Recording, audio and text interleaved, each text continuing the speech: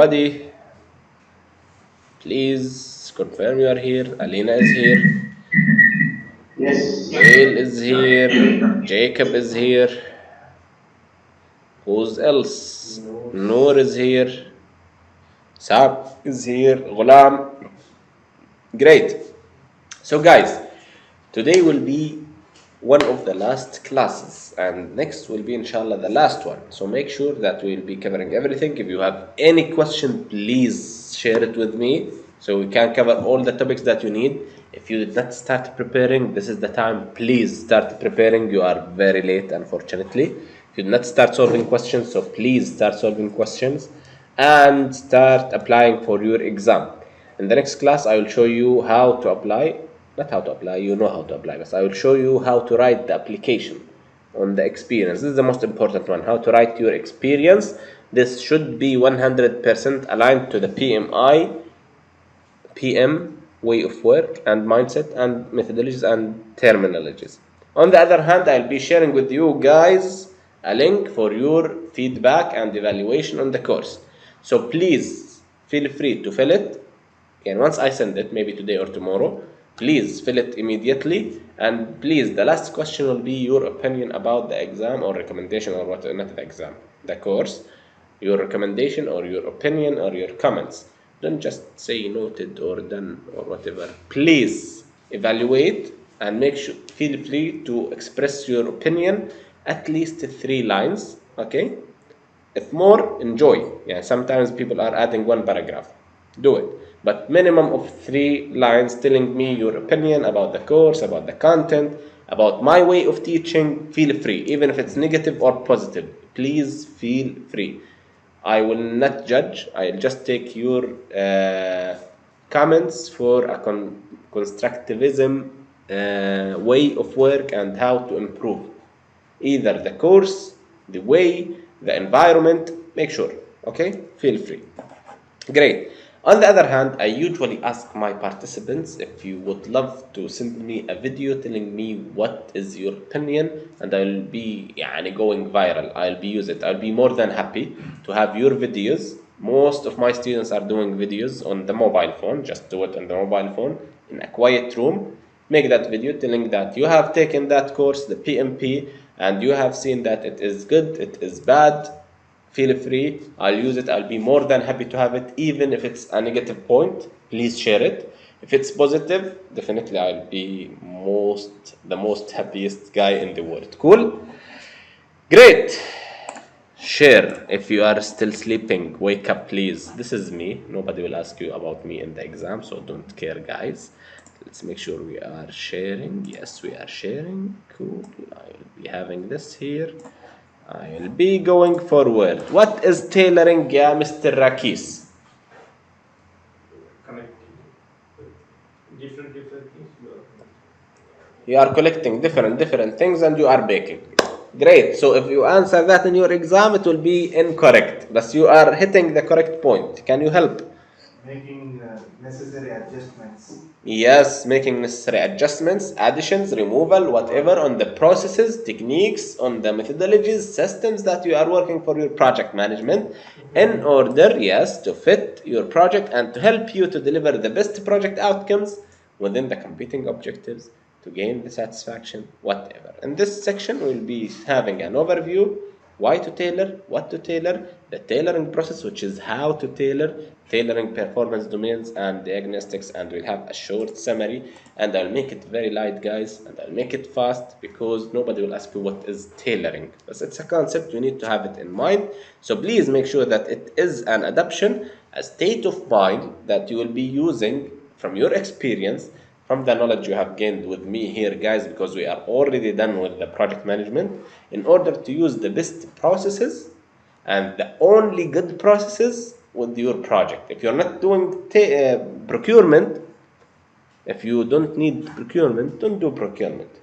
If you don't need stakeholder, whatever, all processes of stakeholder engagement, then don't do that. You just do what's needed for your project and eliminate any non-value adding techniques. Cool? So please consider the development approaches and the project life cycle and the project size, project characteristics, deliverables, and choice of people with whom to engage. All of that is some tailoring for your project and things that you need to consider for your project. Regarding the examples, I have already done some examples about tailoring, so I will not waste more time on that. For your study, please read it, okay? And make sure that's the 7th edition, so it's the core of your exam. Again, nobody will ask you what is tailoring, or nobody will ask you on your project what you will be tailoring. Nobody will ask you that. Cool? Maybe in the match, click, hold, and drag, they might be giving you tailoring and description, and you will be putting tailoring at the description, and you know what is tailoring now, correct? And alternative to tailoring, the tailoring alternative, or the alternative to that, is using an unmodified framework. Imagine that you are doing the same process for all of the projects. If you have a small project of building a canteen or a small guide room in, let's say, a park, which is 2 meters by 3 meters, and you are doing integration management plan, project scope management plan, cost management plan, schedule management plan, procurement management plan, quality management plan, communication management plan, blah blah blah management plan, blah blah blah management plan, and so on. And it's only a 2 meters by 3 meters room with no risk at all, and you are just doing that for yourself. Imagine that you are repainting your room, your kids' room at home. Because you are the perfect project manager at your organization, you are doing a scope management plan, cost management plan, schedule management plan, resource management plan, and the only resource that you have, you and the roller and the paint gallon. That's the only resource that you. What planning are you doing for that? So please just modify the process to be as per the project needs only. Don't spend more time on planning as long as you don't need planning. Why do you need to plan for painting one wall 2 meters by 5 meters? Is it clear? So please make sure that you are just using the value adding techniques and processes for your project, and please make sure that you consider the project size, complexity, duration, organizational context. There is nowadays a movement towards using building information modeling in all construction projects. And those big fans of BIM management, I'm a big fan, okay? So I'm not one of them. I'm a big fan because it's my core work, and I do teach also BIM management. They promote that BIM should be used on all of the projects. It is a very valuable tool. It will be a cost cutting. It will be doing the project faster. And if you want to use that same example, I will kill you if you use BIM, because you need to build the model to connect all the disciplines to the model. Which disciplines? You don't even have a split unit inside that room. There is no HVAC, there is no MEP, there is nothing. It's just a small room, and you are telling I want to use BIM to do 4D simulation, a video of how time will be done. And the 5D estimation of what? It's just a gallon of paint. So please don't be that inexperienced practitioner, and please consider the project size, the complexity, the duration, and the organizational context where you operate. Cool?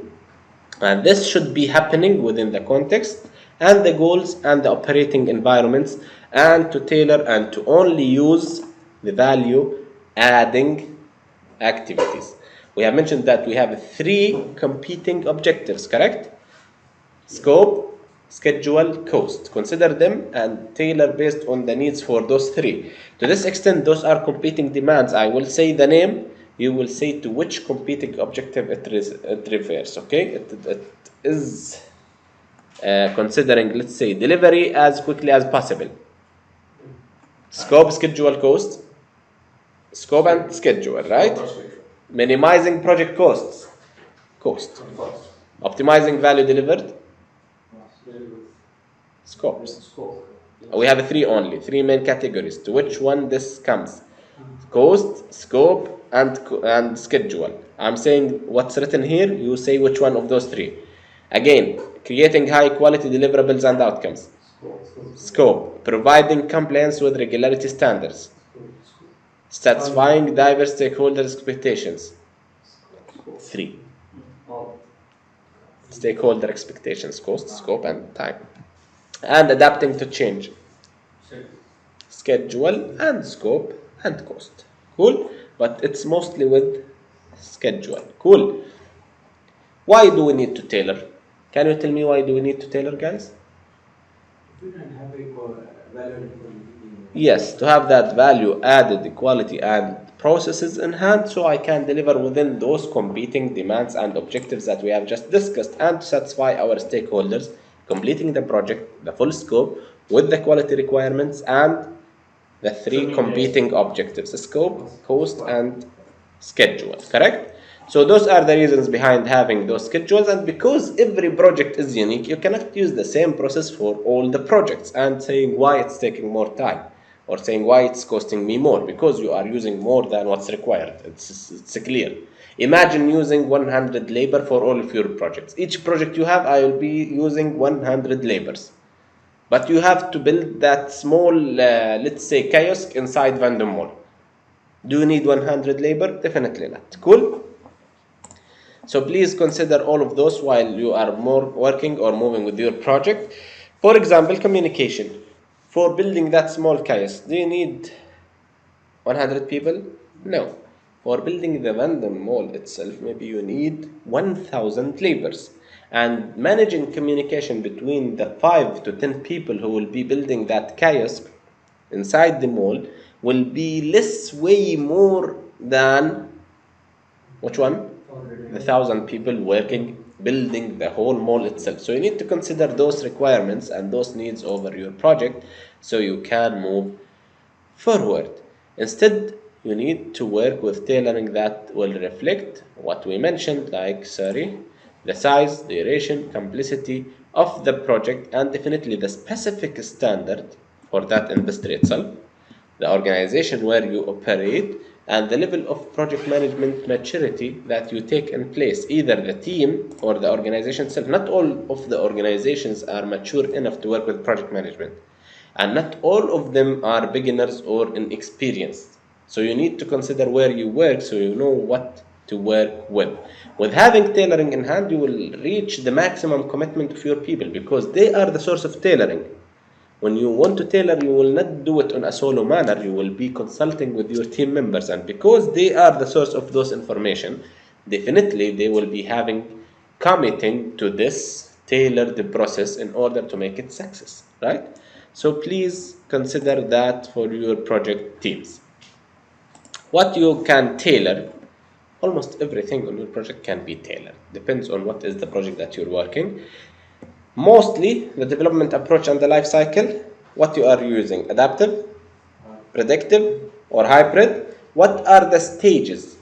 If I'm working on a certain project that should be only a design, I will be going with briefing, concept design, and detailed design and approvals. If I'm working with a project which is in construction phase only, I will go with tendering, IFC, shop drawings, construction, as-built, facility management. So the life cycle will be tailored. If I'm a construction company, I will not go with the design phase. If I'm a consultant, I will not be building the project. So it depends on the project itself. If I'm doing a design for a website that will never be used on the mobile phone, I'll not make it mobile friendly. Cool? Processes, engagement, tools, methods, and artifacts. Those 5 points are summary of everything on your project. So you are tailoring all the parts, all the things on the project where you are working. I'll not go through all of them, but please, you cover all of them, reading all the topics, guys. Deciding on the life cycle for the development approach is the beginning of tailoring, which one I will be using. Then deciding what are the phases, either for the project or for each stage also of the project. Definitely, you can do some extra tailoring when selecting the development and the delivery approach. For large project, you might be combining, like what we mentioned, that it is the hybrid approach, correct? We have mentioned that community data center example, or that IT company that have a building and has a system. So we have predictive and we have iterative approach, correct? So you can consider using that. The processes can also tailor to reach or to serve as the good processes for your project, either by adding, modifying, removing, solving, and so on. The engagement, you can tailor the engagement of your stakeholders and your people, correct? People, empowerment, and integration. All of those are parts of tailoring the engagement of your people by maybe selecting the needed skills for the project. If you have a project of building a small toilet or re-enhancing a small toilet, are you going with senior people or junior people to do that? If you need a project to be completed urgently, which is related to the World Cup and the stadiums of, let's say, finalizing the final scope of the stadiums, and this should be finished by 1 month, and you have 5,000 sheets, are you going with seniors or juniors? Definitely. So it's clear. I think the idea is clear, guys. You empower them, and you also work with the correct project team to complete the project itself. You can also tailor the tools. If you need to build that small toilet, guys, you can go with AutoCAD system and you just draw the 2Ds and go ahead. It doesn't need any coordination. If you have that stadium to be coordinated, then you mostly go with BIM. All the stadiums have used BIM in order to coordinate, to do the clash detection, to do the 4D, to do the 5D, to do the facility management requirements, the as-built drawings, everything done in BIM, because it is the technology that will help you to achieve the needed outcomes of that project. Cool? So you can tailor those tools needed for your projects. And you can also tailor the methods and the artifacts. If you don't need, for example, you are doing that toilet, do you need to do the time simulation, how the toilet will be painted over 2 days? No, but definitely we have done the 4D for the Doha Expo, for the Doha Port project, for the Qatar Air Base, for the Al Khor Stadium, for all the stadiums. For our all projects, we are doing the 4D simulation because we want to make the benefit of monitoring and controlling the schedule and making sure that the schedule which has been developed in Primavera and Excel is 100% correct before diving into the project itself. So you can tailor those methods and those artifacts based on the understanding of tailoring and the needs of your project. Is it clear, guys? Yeah. Great. Okay, tailoring processes, I think we have already discussed that. I will not be wasting your time, guys. But to tailor, you will go with selecting the initial development approach. Then you will be tailoring on the organizational level. If you need to tailor on the processes, maybe the approvals, maybe the project management techniques and process and so on. Then you tailor for the project itself. It's a unique project, small one. I don't need 1, 2, 3. I will need 1, 2 only. Then I will go with this processes. And then I will be implementing the ongoing improvement by studying, observing. This is working, yes, then I will keep going with the same performance. This is not working well, then I will be tailoring again and again until I reach the best performance. But for that small toilet, you don't need to do that. It's only a 2 days project. Cool? So please consider your project needs and do that. Those steps which are mentioned here will be demonstrated in those slides. So please read them. We have discussed them in the example.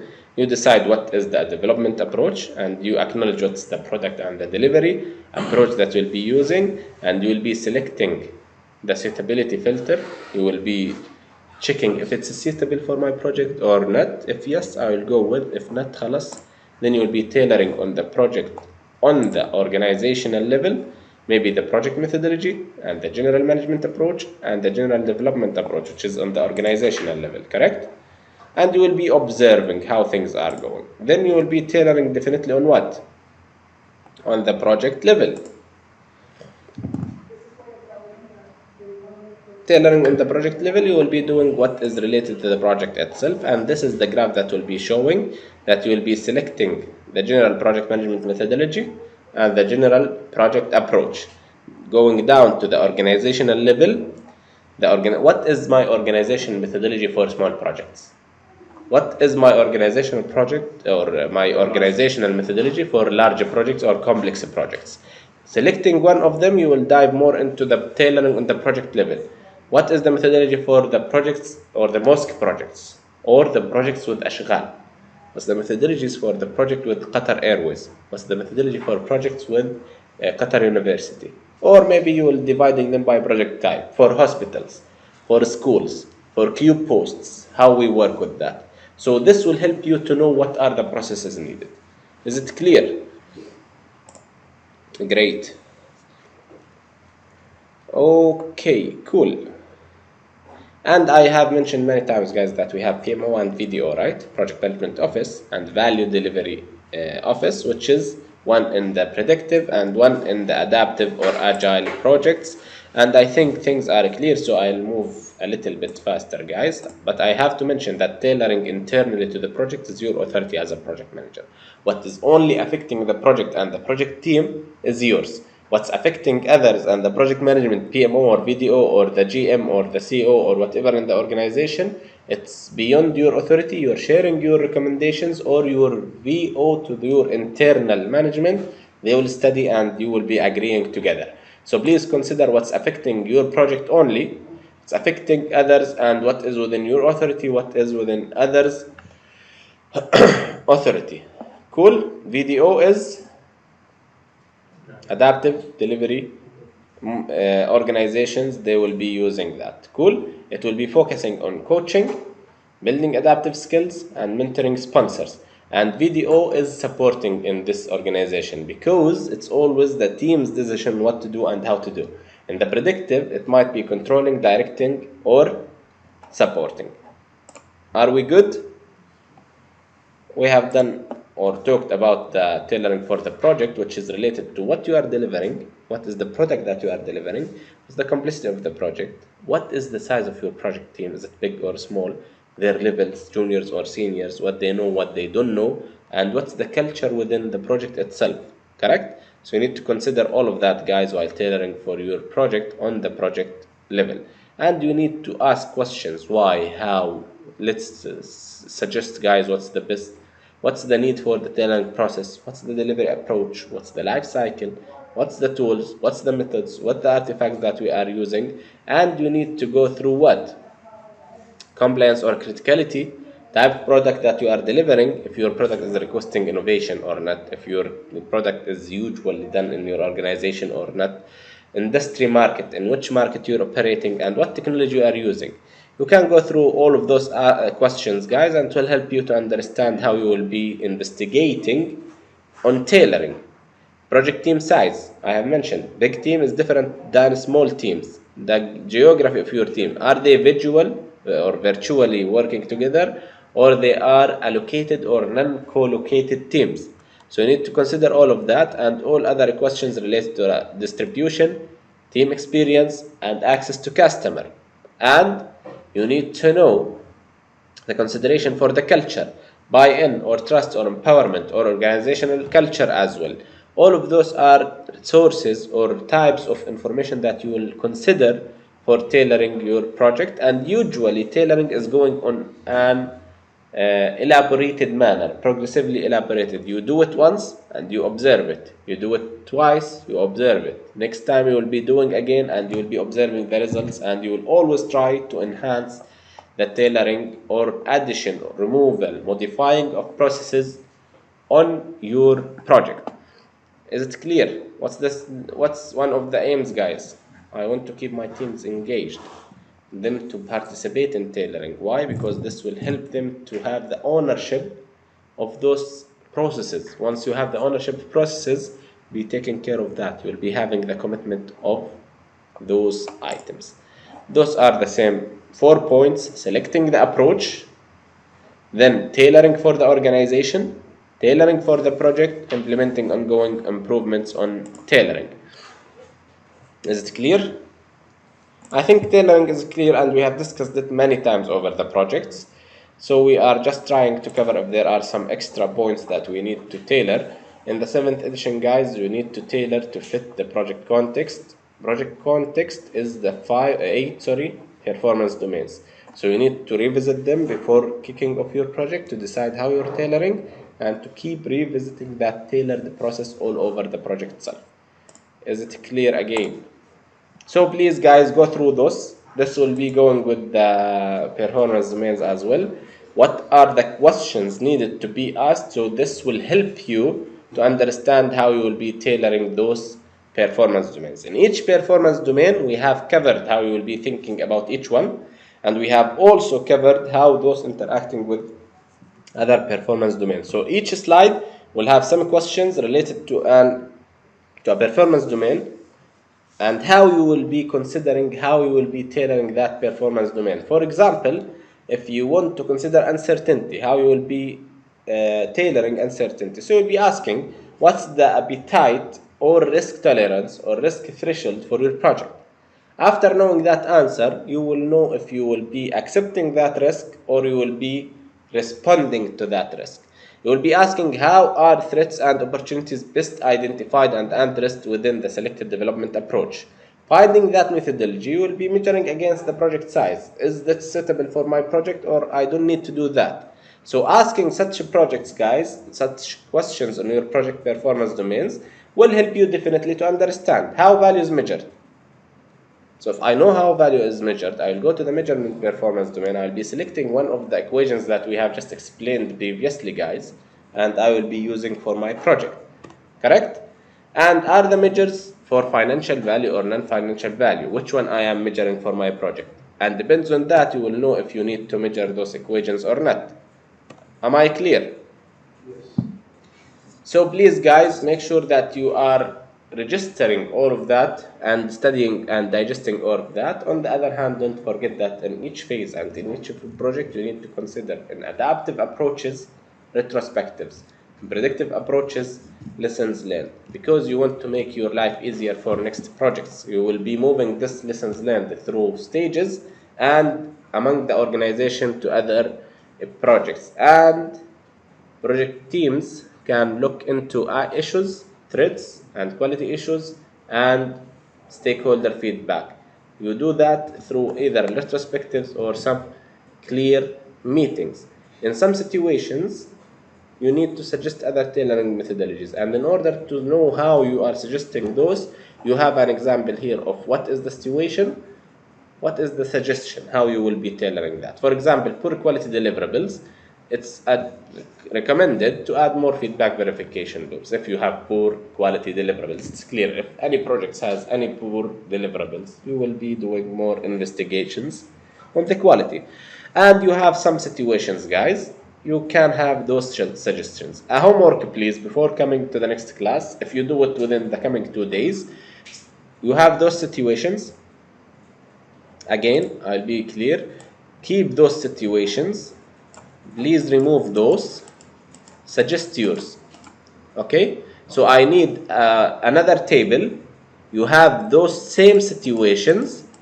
And here, instead of tailoring suggestions, name it your name tailoring suggestion. For example, Nagi suggestions. Tell me how you will be tailoring in those situations. Cool? And please share it with screenshot or a mobile picture to our group today and tomorrow. Great. And that's all, guys, for tailoring. I will not cover those 3 items. Khalas, you know them. I will not repeat myself. So this tailoring, this is how you will be going with tailoring. What are the steps of tailoring? What to be tailored? Why are you tailoring out? And how tailoring is being done. We have covered that many times throughout our class. We are done with this section in the project management from the 7th edition. And that's all for today. I'm sorry for taking 3 more minutes. So we'll meet inshallah next time. But please, I will share with you the link of the feedback of the class. Please fill it and resend it. Just submit it. It's a Google form. And if you will do that video, please share it within this week. I'll be more than happy to have your videos and to listen to your comments. Thank you all. See you. Next Friday will be our last class. Thank you. Take care. Thank you very much. Bye bye. Bye.